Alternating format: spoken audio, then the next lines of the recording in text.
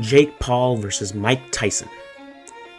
This fight will by itself go down as one of the biggest events of this entire decade in the history books.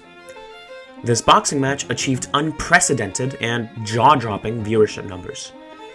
Netflix reported that the event peaked at 65 million concurrent streams, with an average minute audience of 108 million live viewers globally, which made it the most streamed sporting event in history. Not boxing match, sporting event in history.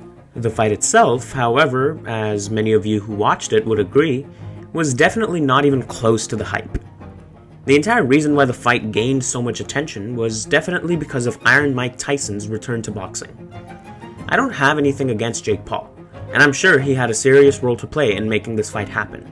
But the reason why the fight gained such unprecedented attention was because of Mike Tyson's return to the ring. Despite him being 58 years old, he was still the favorite to win this fight in the minds of many. And yet, he lost in a rather miserable fashion, which really made it a very disappointing sporting event for the fans of the sport, once it concluded. But that is exactly the point of this video. Why on earth were the expectations of a 58-year-old Tyson so high? Why did his return to the ring against the likes of Jake Paul gather so much attention? And most importantly, what specifically made the fight so disappointing to watch? So, let's talk about Jake Paul versus Mike Tyson.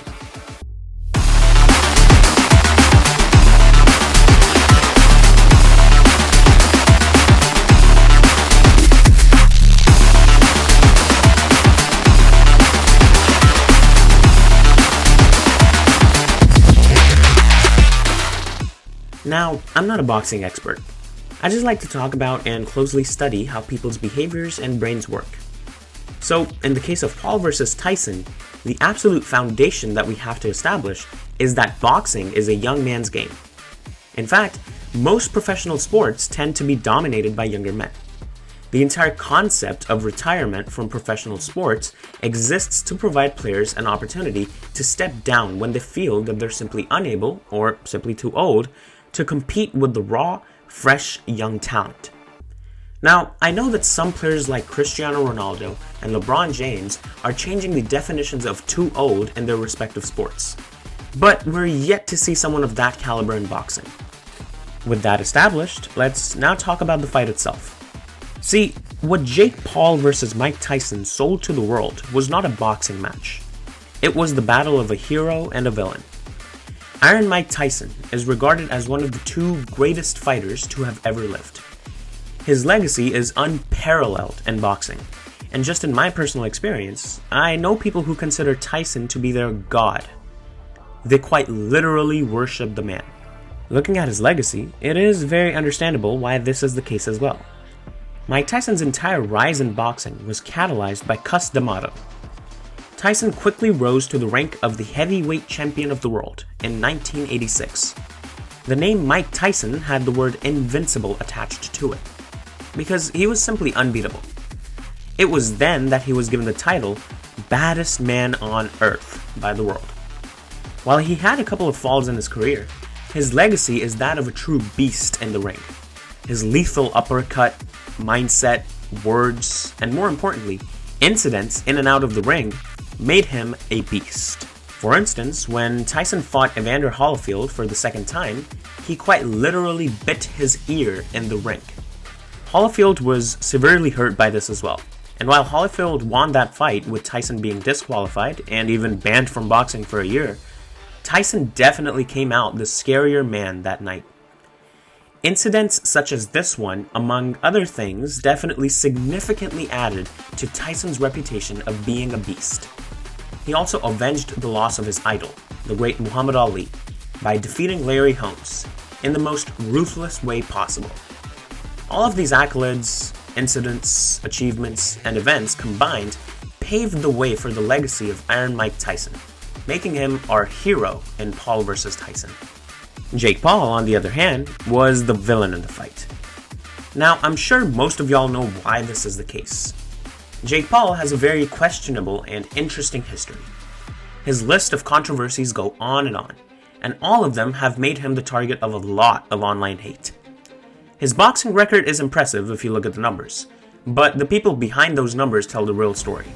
I won't dive into his history too much here because frankly that'll take an entire video by itself. The main point here is that Jake Paul, being the subject of so much online hate, trolling, and negativity, was definitely perceived to be the villain of this fight. This is the first piece in our puzzle of the Paul versus Tyson fight. The brain has a natural tendency to associate individuals with archetypes or symbols based on their traits and behaviors. Archetypes, like the beast or the king, are universal, culturally ingrained patterns of thought and emotion stored in our semantic memory. Mike Tyson's aggression and incidents such as the ear biting in the ring evoke primal imagery that the brain maps onto these archetypes. This is part of the default mode network, which integrates personal experiences and cultural knowledge to form symbolic associations. In contrast, Jake Paul's controversial life events, like the "it's everyday bro" controversy, definitely associated him with the villain's archetype in the brains of the audience. Secondly, something that we also have to establish here is that people want their heroes to win. Apart from the general dopamine release and the reward processing center of the brain that this may cause, there's actually another psychological concept I want to talk about here. See, for any fight in the world to be watched by so many people, either the people really want the hero to win, or they simply want the villain to lose. This is something called Schadenfreude, and it also largely involves the reward processing center with the ventral medial prefrontal cortex. Basically, people tend to derive pleasure from the loss or failure of a villain. This isn't them being haters, it's them being human. This fight killed both these birds with one stone. Iron Mike Tyson, with his unbeatable legacy, was to make a return to boxing as the hero of everyone, to humble the arrogant, cocky villain, Jake Paul. This was an amazing idea, because you're simply hardwired to want your heroes to win and villains to lose. But for the biggest hero in boxing to be the biggest villain in the new generation? Yeah, this idea was always going to be successful. However, time settles everything. Fight night came, and reality hit all of us really hard. Mike Tyson was not invincible to his own age. No matter his legacy, he was, objectively speaking, a 58-year-old man fighting a 27-year-old man in a boxing ring. And as I said in the beginning, boxing is a young man's game. And so there it was.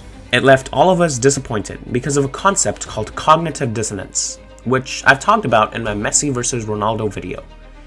Iron Mike Tyson's loss was a mismatch between what the audience wanted and expected versus what actually happened. This is a mental discomfort, as the archetypal encoding mechanism of the brain that painted the picture of Tyson as an invincible hero was shattered. This discomfort was phenotypically expressed as disappointment, hate, questioning the legitimacy of the fight, and even calling the fight rigged by a lot of people. Anyways, that wraps up my video. This was definitely one of my favorite videos to make, as I had been following the fight closely like many of you. Thank you so much for watching, and I'd love it if you subscribe for more juicy, crispy content coming your way. Like, share, and comment under this video as well.